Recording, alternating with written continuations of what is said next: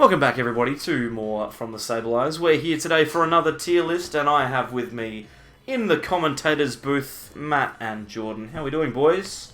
Very well. Yeah, good, thanks, mate. That is good, and we're going to be running through the top decks to play for Sydney. We've got a bunch of decks here. Some of them are tier 1. They'll go on the red section. Some of them are tier 3.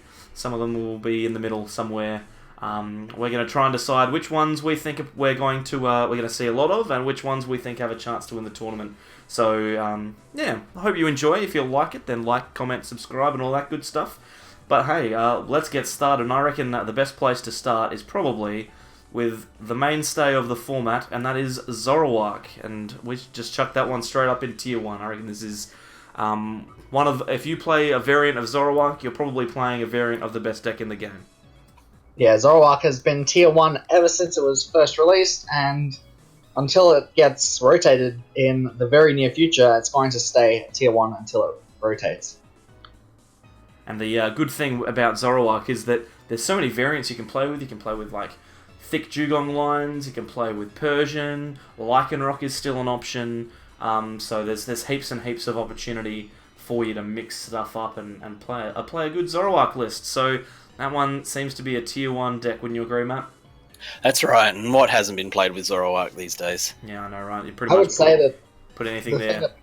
I'd say the thing that makes Zoroark so good is just how versatile it is. Like, no matter what the meta is, Zoroark can always adapt itself to become good in that new meta. Like, one Zoroark list that's good in one meta, it could be as much as 30 cards plus different to a Zoroark list that's played in a different meta, just because of how adaptable the list is. Exactly, like, well, when you think back to the start of Zoroark, it used to be Zoroark Decidueye, right? So, there's so many different ways you can play it. Definitely tier 1. We'll move on, because we want to run through this one quickly. We don't want another 2-hour video like the previous one. And we'll look at another deck that is seeing a bit of hype, but I'm not necessarily sure that it's tier 1, and that's Pikachu Zekrom. Where do we think this one fits? I think that it's with the amount of hype that it's been getting, I think you've probably got to put it in tier 1, just because now that it's got all of these extra support cards from the new set for Lightning, such as Electromagnetic Radar and, of course, the Dene GX, it just seems like getting a turn 1 full blitz almost every game isn't that much of an ask anymore, and that used to be what would determine Pikarom from being like a good deck to being the best deck in format. So it can just do that so easily now. Yeah, and I think, like Zoroark, it's the last couple of sets has been getting a lot of electric support, so there's a lot of ways you can play it, and it just has the tools to deal with most of the things out there. I tend to agree. I'm not 100% convinced that it's tier 1, though. I think it might be a slightly lower, like a tier 1.5, but I'll leave it up in tier 1 for the moment. We'll see how we go with a bunch of the other decks that we're looking at. We'll look at a couple of... Oops, sorry, Jordan, you go. I was just going to say, the one thing that would potentially put it down to tier 1.5 is the fact that Mew was released this set, and that is a bit of a problem card for Pikarom. Obviously, that it's considering it blocks the best part of that card, the 170 Snipe, but if it wasn't for Mew, I think this deck would be 100% tier 1, if not best deck in format. Yeah, so definitely worth thinking about. Yeah, I think it's also another point of a triangle that we've got, because I reckon whoever's going to play Zoroark's going to usually have some sort of water tech with it. But I reckon Pikarom beats Zoroark because it can hit 210 fine, and then obviously Reshizard gives Pikarom a bit of a run for its money. And that's pretty much the triangle we've got right now. Yeah, well, I'm not sure. I'm still not sure. I think that the actual the electric point of our triangle might actually be our Zapdos variant lists. And I'm happy to put those up in tier 1 as well. I feel like they have an advantage over Pikarom in the sense that they do all of the good stuff that Pikarom can do, but they're only giving away one prize, and in a format where all of the big attackers are either tag teams or Zoroark, I feel like Zapdos might actually replace Pikarom in that top tier. So the thing with Zapdos, obviously, is that it's probably the best non-GX deck in the format, as you've already mentioned. The price trade for Zapdos is generally really good, and it almost fits it kind of fits in the triangle in the same spot that Pikarom does, except I would say it reverses the triangle, where the Zapdos variant is strong against Reshizard, but weak against Zoroark, while Pikarom is potentially the opposite. Yeah, that's fair.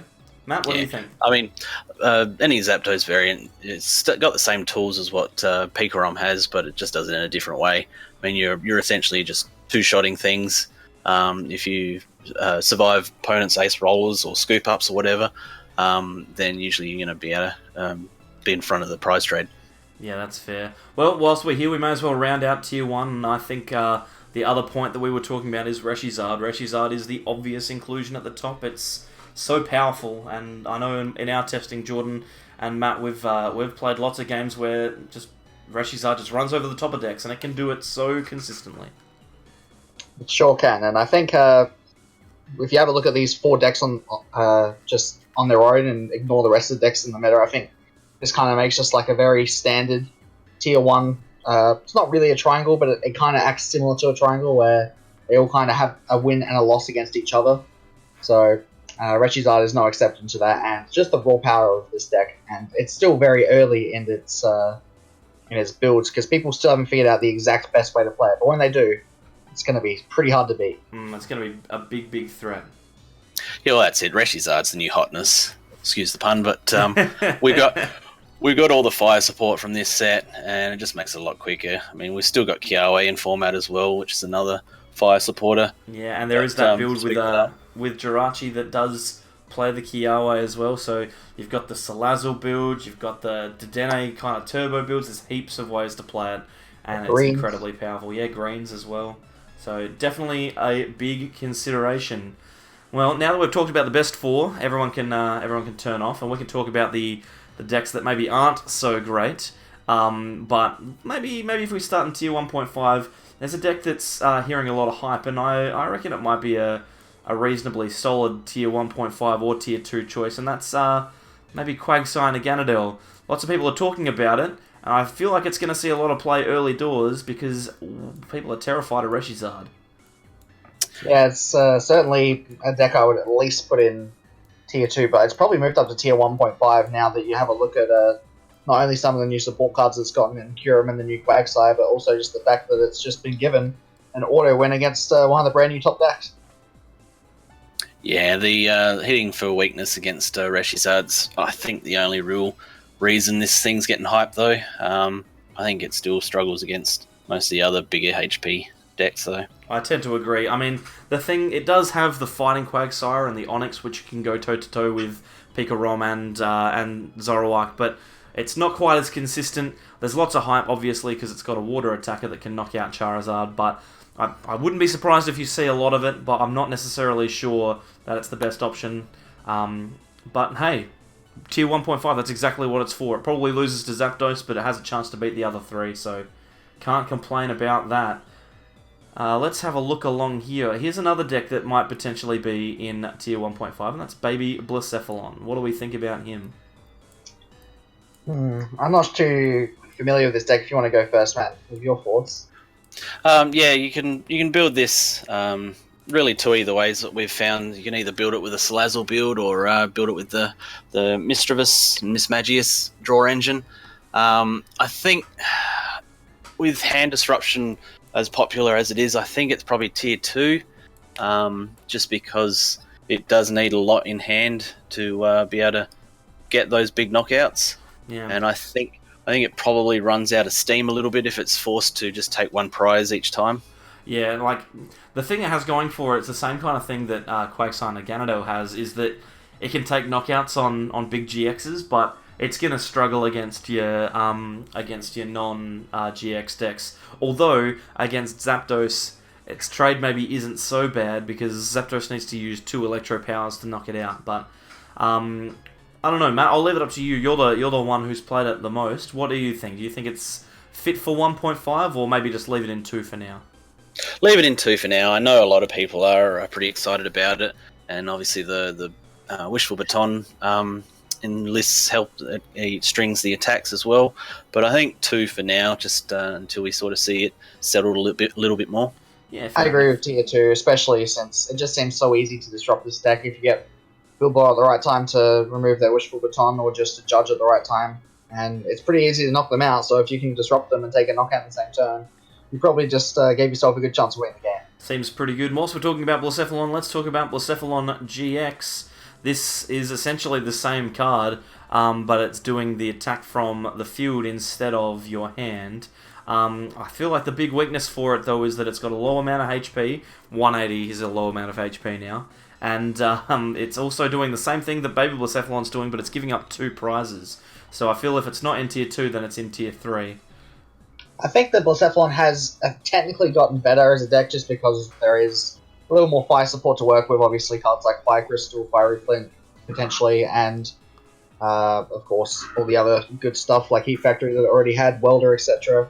Does give it a lot of options to play around with, but I think if you have a look at its place in the meta and what its new matchups are, I think it might have gotten worse since the last format where it was almost definitely Tier 1.5, because it really struggles to deal with all these Pokemon that are just hitting 180 damage so easily. Pikarom getting turn 1 full blitzes almost every game, Zoroark having Persian, which can now knock out Blacephalon turn after turn.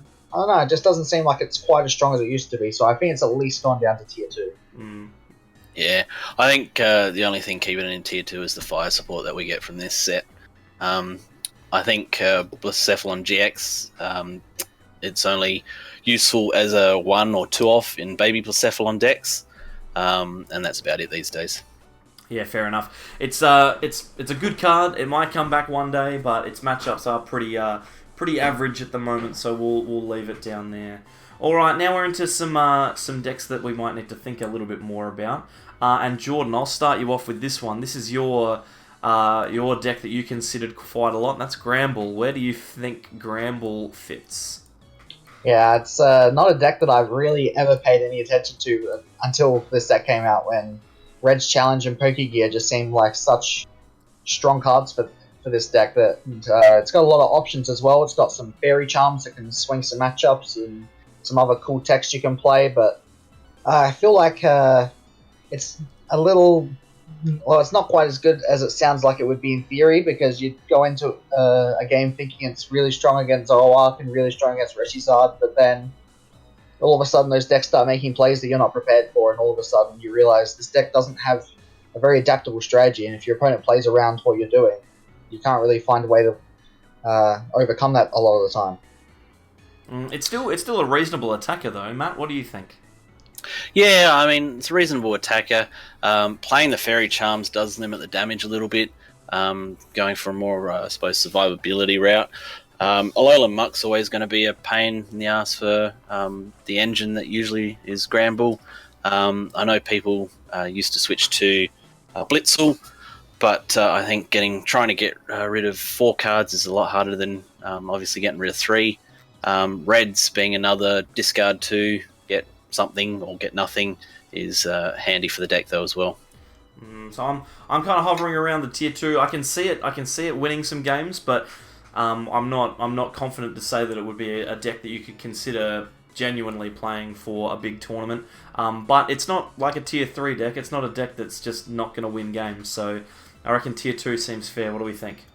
Well, right now I think it's better than all of the other decks that we've got in Tier 2 so far, but I don't think it's quite as good as the decks we've got in Tier 1.5, so I would almost be willing to put it in a Tier 1.75. 1.75, just put it right. It existed, but since it doesn't exist, I could see it going in either one. Yeah, fair enough. I reckon we'll leave it in 2 for the moment. I can see it bumping up, especially if our Tier 2 decks start to become a little bit worse, but we'll leave it there for the moment. Alright, let's shift tack a little bit. What about Unknown Hand? With Salazzle, this deck gets a lot of new toys, but is it going to be able to be its own thing with so much Judge and Let Loose Marshadow in the format? Anyone? I'm just thinking about which of the top decks right now are running forms of hand support. If we go back to Tier 1 for a moment here, we know that Zoroark is playing Judge. We know that Pikarom is playing Let Loose, and Let Loose is starting to become common in Reshizard as well now. All of a sudden, you look at the top 4 decks, and you got to ask, all 4 of these decks are playing Hand Disruption. Can Salazzle beat any of those decks? Yeah, it's going to be tough for it, and especially considering some of those decks are starting to up their counts of Hand Disruption, because it's actually a way that those decks can get an upper hand on each other as well. So I feel like it's a sound strategy, but you'd have to be incredibly lucky to win some games. Matt? Yeah, it's It's definitely tier 3 for me, or I suppose rogue tier in a certain extent, just because we do have so much hand disruption. Let loose, being able to be put into any deck just about, hurts it. The only thing with hand disruption is you've got to be able to take those one-shots, because if you're just two-shotting, say the Oranguru that they play, the resource management one, or any of the Salazzles, then they're still going to get another turn for draw. So you need to be able to one-shot. I mean, most of the decks we've got on the page at the moment should be able to one-shot all them. So I think, they just wouldn't be able to get their hand built up again before your opponent takes 6 prizes. Yeah, I think it's a really cool idea, but there's just too much going around. Maybe we need to wait until after Let Loose Marshadow rotates for this to see a little bit more play, but for the moment, you could consider it, but you're probably playing it for fun, if nothing else. Trouble with that is then we run into Reset Stamp. Well, yeah, exactly. So let's, maybe not. I could see it being a really high tier deck when Let Loose Marshadow is rotated, because I'm not too sure yet how big Reset Stamp is going to be without cards like Zoroark in the format to kind of abuse it. So I could see it being really strong post-rotation, but right now there's just too much against it. Yeah. The thing is, a Reset Stamp is for your opponent, though, so I mean, it is. You don't need to draw out of it or anything like that. Yeah, you're always going to get 6 cards off of it at the very least. Next format, it's fine. Don't worry about it. Let's talk about this format. Come on, guys. For sure. Let's think about another deck that seems to have some reasonably decent matchups against some other of those top tier decks, and that's Blastoise GX. We profiled this on the channel. I think this is actually a pretty solid choice. I'm not sure whether I'd call it tier 1.5, but it's an almost definite tier 2, surely. Yeah, I mean, are there any of the top decks that are kind of auto losses to? I don't think there is, because obviously it's got a very strong Reshizard matchup, and I don't think its Zoroark matchup is that bad at all. And against Zapdos as well, Zapdos can't use Guzma to get Articunos out of the active, so you can potentially save yourself a turn there. And with the ability, it's incredibly resilient, so I reckon this is probably a decent choice. I'm not sure if it's going to see as much play as Quagsire and Ganondorf is, but I'm almost like leaning towards saying that this is a tier 1.5 deck that you could very easily consider playing in a big tournament. I'm not necessarily sure it's going to win it, but it's certainly a consideration. Matt? I think it's 1.5. You've got Charizard, is going to be pretty much everyone's BDIF. Then you've got Blastoise, which is probably the second favourite. I think you mean Zoroark, but that's okay. No, Blastoise, I was going to say, is because you've got Blastoise as the second favourite of the first generation. Oh, yes. So there you've got the fan favourite there as well. It's water, so it can take that on. Like you said, it's bulky. Wartortle and Blastoise GX have an ability that reduces damage, so it does well against Zapdos. I don't think Pikarom can ever one-shot it unless you've got a heap of power, a heap of electro powers. Yeah, you need to electro power like 3 times, maybe even 4 with a choice band. It's going to be tough. And then Rocket Splash can just take out easy KOs on Pikaroms. The only thing that it's got going against it is consistency. I feel like if you had an easier way to find water energy, or a way that wasn't having a second stage 2 out, I feel like this could potentially be a tier 1 deck, but it's certainly a high quality and high caliber choice if you are going into a big regional tournament. Jordan, anything to add?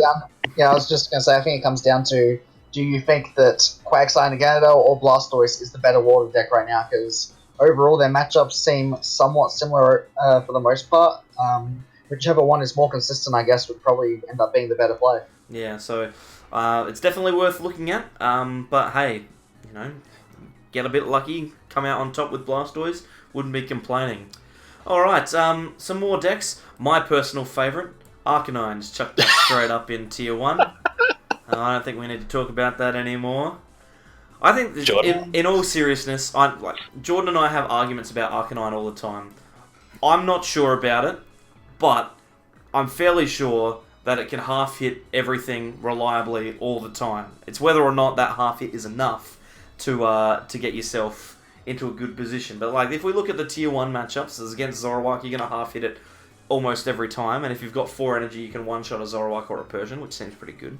against Reshizard and against Pikarom, you're going to half hit every time, which is good because you only need to get yourself into a position to, like, you just half hit 4 times. That's fine because they're only going to take 4 prizes. And against Zapdos, you could do 120 whilst accelerating energy, and Zapdos can't knock you out easily because you got 140 HP. Like, it feels like it's really, really good.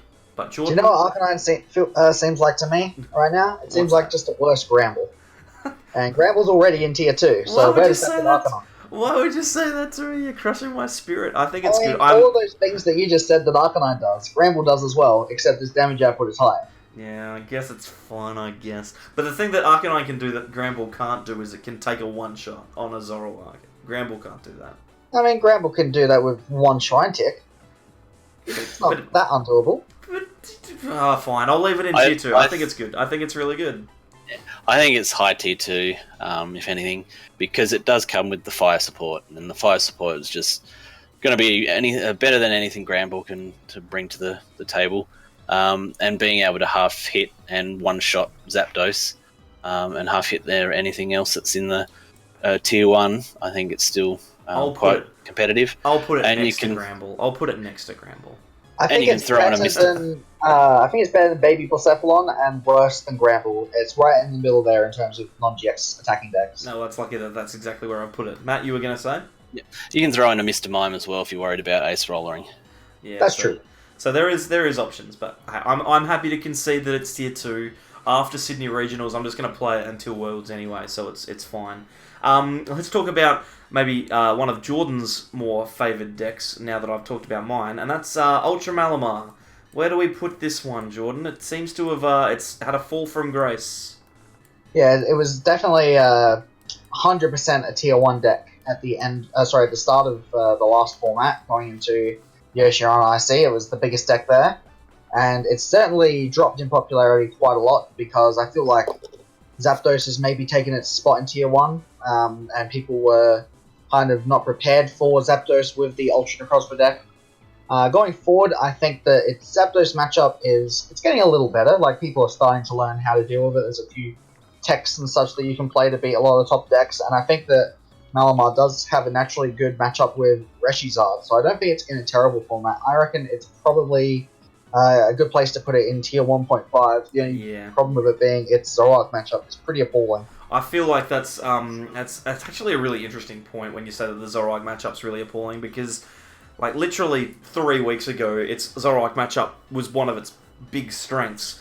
But the fact that Persian has come out and can take those big knockouts so consistently does knock it down a bit. I'm happy to say that it's 1.5 because it is still a very powerful deck, and when things go right, it goes very right, especially when you're playing against those tag teams. If you can take a couple of knockouts with Ultra Necrozma against a couple of tag teams, you can do that so easily. But it is going to start to struggle, especially with Zoroark having more firepower. I'm happy with 1.5. Matt, you happy? Yeah, actually, Ultra Mally is probably one of the cards that I haven't actually played anything of. But I have seen that it's still able to take out big knockouts. Choice Band, Beast Energy can KO Pikaroms, that sort of thing. So I think 1.5 is fair enough. No worries. We'll start looking at some decks now that maybe aren't going to be as favoured going into a regional tournament. We'll start off with this one. This is Zoroark Greninja. There's an obvious deck here, but I don't know if it's good enough to take on the big boys. Have you had much experience with this deck, Matt? Because I've been thinking about it a little bit, and it's definitely strong in that it gets pretty decent damage output in the early game, but I feel like its damage output early isn't as strong as a lot of the other good GXs right now. Yeah, I think it's mid to late tier 2. It's not as fast as your tier 1s, which probably hurt, but if it's given the time to set up, probably with either Naganadel or Incineroar GX, the dark version, it can hit quite hard, quite easily into mid to late game.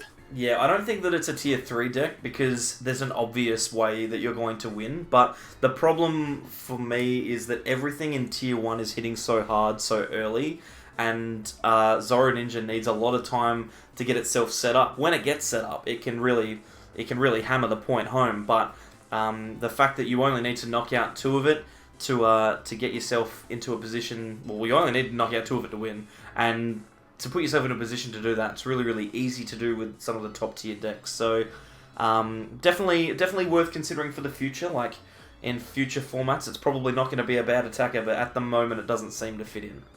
I think what you got to ask is there a single deck right now in Tier 1 or Tier 1.5 that this deck is at least even or favorable against? But if it's unfavorable against all the Tier 1.5 and above decks, then I can't see it being above Tier 3, honestly.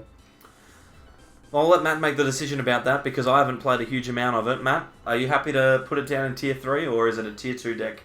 I think end of Tier 2.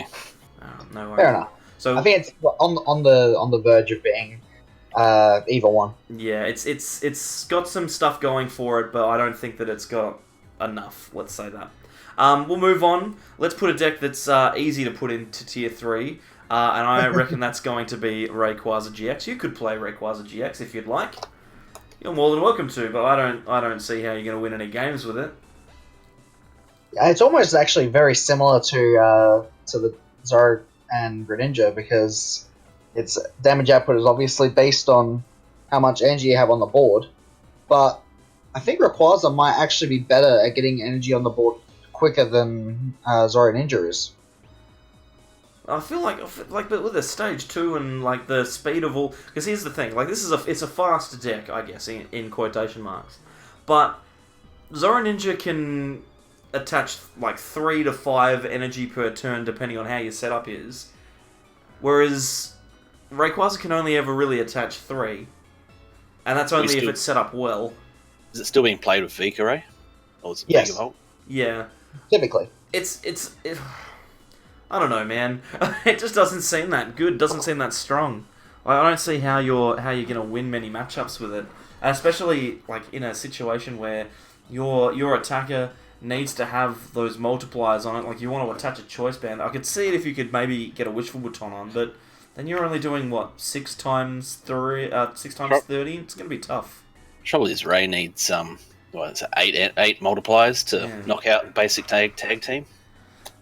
And I think the other thing that's really holding it back, and probably the biggest difference between this and Zoro Ninja, is the HP is 180 just doesn't seem like enough right now. Even 190 doesn't seem like enough right now, and 180 is worse than 190.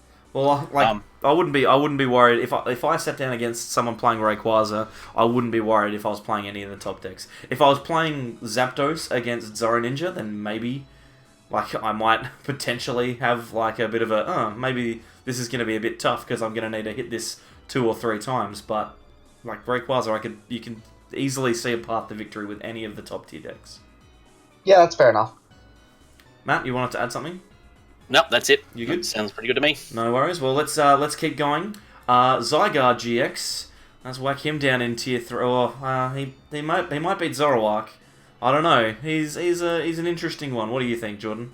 Yeah, it was obviously pretty almost a Dark Horse deck from last format where it kind of came out of nowhere and started doing really well at a bunch of events and then almost died off again when people were more expecting it.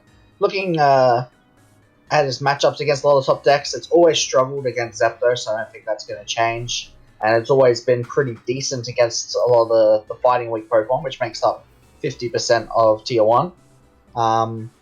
I just worry that its damage output isn't quite enough to deal with Reshizard, and it's probably going to struggle as well with some of the Tier 1.5 decks, some of these like water decks that just get more efficiency out of their attachments than Zygarde does. But I think it's better than Zoro Ninja because it hits weakness on a lot of good cards right now. I can see that. I'll stick it up at the end of Tier 2 with Zoro Ninja, just because it does at least have you can see a path to victory against Zoroark and Pikazek, but I still don't think it's that amazing. Like, you might consider it, but maybe not.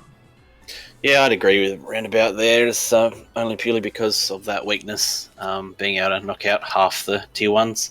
And it's got a grass weakness, and who's going to play grass these days? Yeah, that's true. Not me. Yep, I won't be either.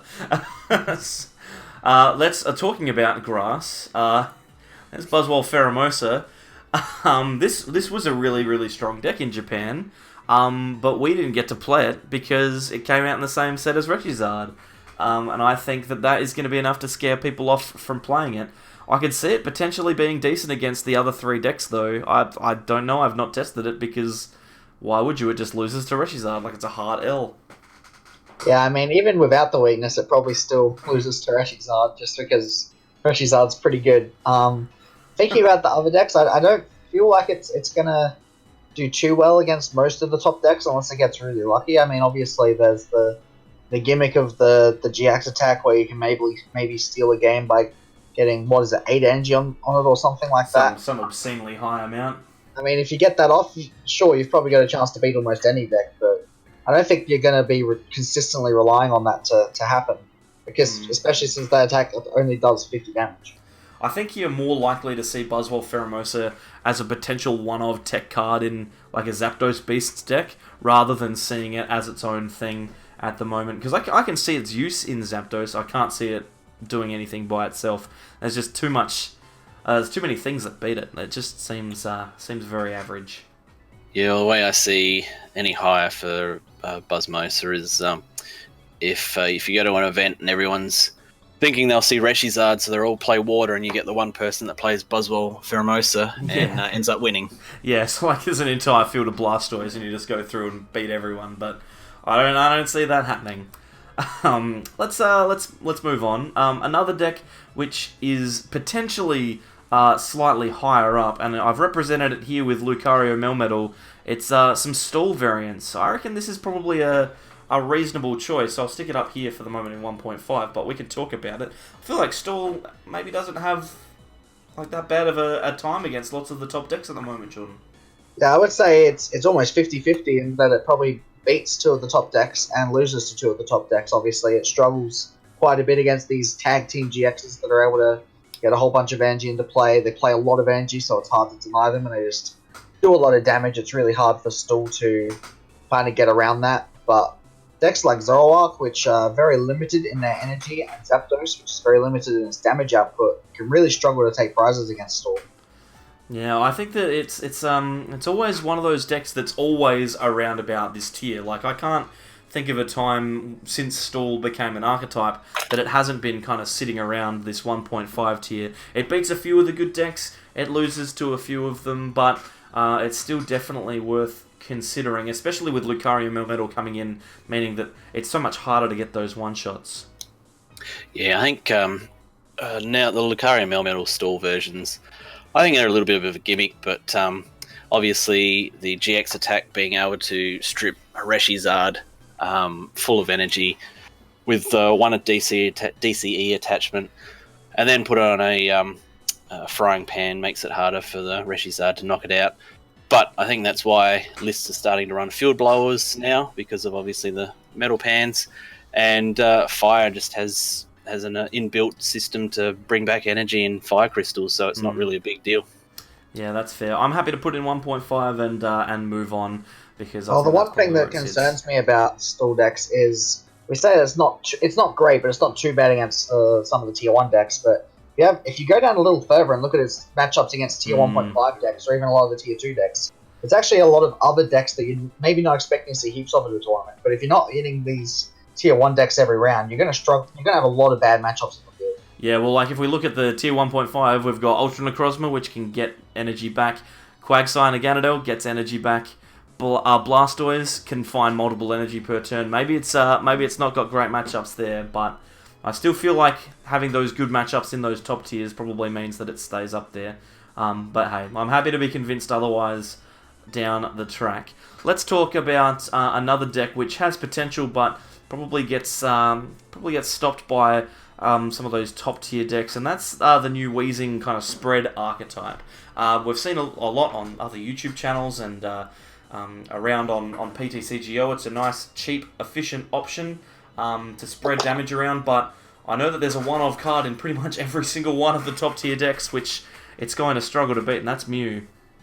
Well, Mew actually isn't too bad for this deck, and I feel like Weezing almost just going to completely replace the Tapu Koko spread decks with Electro Powers that we saw in the previous format. But because Weezing has access to a card that hasn't really seen much play before now, but a card that's pretty strong, being Spell Tag, to knock out Mew very easily, all of a sudden, if you can take Mew out with one spell tag and a couple ability triggers, then Wheezing is doing a lot of damage everywhere, and it can be a lot for most decks to deal with. That's fair. Yeah, that's fair. Matt? Yeah, the spell tag, shrines, and the ability really start to stack up damage. Obviously, the ability is only on basics, but if we have a look at the list there, how many basic attacking decks have we got on that list? And that's why I think that's pretty much all. Mm. So where are we going to put this then? We need to make a decision. It's starting to sound like maybe it's even higher than maybe it's even higher than 2. Maybe it's 1.5. Like, it seems good. I can see an argument for it being 1.5. It's definitely got matchups that it probably gets overwhelmed by, but against decks that aren't really playing the answers for it, decks that aren't playing Field Blower and can't get rid of Spell Tag at the crucial time, can probably just get overwhelmed by Wheezing. The only thing tricky about Wheezing is you've got to have 2 Wheezings on a board at one stage to be able to get the continuous ability damage. So it's certainly not the most consistent engine in the board, but it's not too bad. Yeah, it's a bit. Alright, well, here I am thinking that it's just going to go straight into Tier 3 because I've never had any success with it, but, you know, I'm happy to be proven wrong. Let's move on to... This is going to be really quite amusing because let's talk about Honchkrow GX. I almost want to chuck this up in 1.5 just on potential. Like, this... If someone plays a good list of this card, I think it'd be bonkers. What about your experience with it? My experience with it, we didn't realise what the cards did, so I don't think that's a fair representation of the card. I think that it's got a lot of potential. I want to call it Tier 1.5, but I'm not sure that I can do it in all good conscience because no one's really talking about it. No one's playing it. But when they do play it, it's going to be so good. Yeah, it's really hard to rank this card because with the quality of lists I've been seeing right now and how much the deck's been doing well so far, I would it's definitely like Tier 3 level as of right now. But I think that a good list for this card could be Tier 1. Like, I think this is one innovative player finding the right list for it away from jumping for like 2 whole tiers. So I reckon what I'm going to do, I might move Zoroark down just so he stays in picture. I'll put him in Tier 2 because the potential's obviously there. If someone comes in playing one of these rogue decks with Honchkrow and it's a good list, then it has every chance to win. But at the moment, based on the lists that we've seen, I can't really, I can't see it. Yeah, well, I think, it auto loses to Zapdos, and it essentially loses to possibly half of Tier 2 there already because they're not GX based decks, and that's the extra damage that Honchkrow gets. Because isn't it 30 damage to the bench GX or EX? Yeah, and of course it's worth keeping in mind that a lot of the top decks, even though they are GXs, they might not get annoyed too much by Honchkrow's ability. A lot of decks don't rely on Stadium's special energies and tools and can get by quite fine without the use of them. So even if a bonkers list for Honchkrow is found, I don't think that it can quite get to Tier 1 right now. It's probably capped at Tier 1.5, so until that amazing list is found, Tier 2 seems like the place to put it, I'd say. Fair enough. I guess Zoro is probably the only one that worries about the special energy denial, and if you're playing Zap Beasts, then maybe that might hurt as well, but yeah, other than that, those Tier 1s don't get touched by it. Fair enough. I'm happy to... I'll leave it down there, that's fine. He seems... He's got lots of potential. I'm looking forward to seeing how it goes. And finally, we have one last deck, and that is Gardevoir Sylveon. This is a deck that we've played around with quite a lot. But I cannot see how it is going to be competitive against 3 of 4 of the top Tier 1 decks, and I think it's probably going to struggle against lots of the Tier 1.5s as well. It's a deck that I don't really know too well, but it does have potential. Obviously, the Fairy Charms give it the ability to kind of prepare for a bunch of different matchups, and I just look at that GX attack, and I think that's a GX attack that wins a game. That's fair and reasonable. The amount of Field Blower that's floating around, though, because obviously everyone's a bit terrified of being kind of locked out of games by Wishful Batons or by Choice Bands or by Fairy Charms, that everyone's playing quite high counts. I can't imagine that at the moment it's going to be too impactful, but I can see an argument for something like the old Gardevoir GX, where, you know, everyone kind of forgets about it, and then one day it just appears on the scene and it wrecks shop, and everyone has to go back to teching for it again. So I could see potential in it, but at the moment I don't see how it really is going to be super successful against at least 2 or 4 of those top tier decks. It's gonna really struggle. Yeah, I can probably see it being a tier 2 deck because the GX attack, obviously, like Jordan said, wins games. There's no real attacking metal, so unlike the others that are in tier 3, there's no big weakness for the deck. If you're playing straight Guardian, then obviously you've got an energy acceleration build, and I think Kaleidoscope can hit pretty hard as well. So I think, it's got potential, I think. Fair enough. When I think about the fairy charms, all I can think of though is that I'd probably rather just use them on a Gramble, but I don't think it's like a terrible deck. I just think it's probably a little lackluster right now. Yeah, alright, well I'll move it up to tier 2. I'm going to move Zygarde down a little bit just so he fits in the picture. He's up here. He could potentially be in tier 2 as well. But yeah, so these are the decks that we think you're likely to run into in a reasonably large tournament. If you pick one of the top tier decks, then you are likely to be successful. They are all exceptionally good. They have good matchups against pretty much everything across the board. They're consistent, and apart from the one matchup that they lose, because all of them kind of lose one to each other, then you just have to accept that and move on. But hey, you might see some success with tier 1.5 decks as well. There's lots of really good stuff there. If you're looking at the tier 2 to 3 decks, I think you'll probably see some tier 2 decks around, but they're probably not going to do a huge amount. And tier 3, I think you'd be lucky to see it all. Would we agree? I would indeed. Yeah, that's good. No worries. Well, thanks Jordan and Matt for having a chat with me about this one. It's been quite insightful. No problem. Yeah, no worries, mate. I'm just going to ignore my thanks there. Very rude. If you enjoy the content at home, then please hit the sable eye that's in the middle of the screen right now to subscribe. On the left, you'll see some more videos, something that YouTube has recommended. On the right is our Unbroken Bonds playlist for more of kind of gameplay and deck list videos. Thanks very much, everyone, for coming along, and now that I've completely wrecked my outro, I will say goodbye. See you later.